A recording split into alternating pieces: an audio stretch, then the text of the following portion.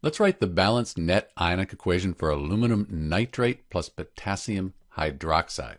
So the first thing we do with net ionic equations, we balance the molecular equation. That's this right here. Let's see. I can see that there are 3 nitrate ions here and just 1 here in the product. So I'm going to put a 3 in front of the KNO3. So now I have 3 nitrates, but I have 3 potassiums. Put a 3 here. The potassiums are balanced. Now I have 3 hydroxides, but in the products 3 hydroxides, and then we have an aluminum on each side. That's the balanced molecular equation. Now we can write the state for each substance, and that looks like this.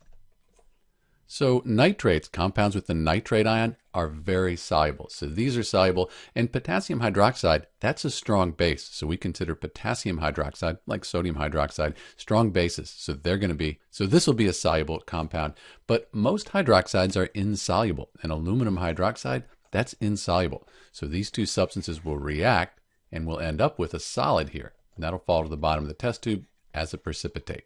So we have our states. Now we can split the strong electrolytes into their ions. That'll give us the complete ionic equation. That looks like this. So this is the complete ionic equation. Now we can cross out the spectator ions. They're on both sides of the complete ionic equation. In the reactants here, I can see that I have these 3 nitrate ions. I have those again in the products. So these are spectator ions, and we can cross those out. 3 potassium ions in the reactants and again in the products. Spectator ions, cross them out.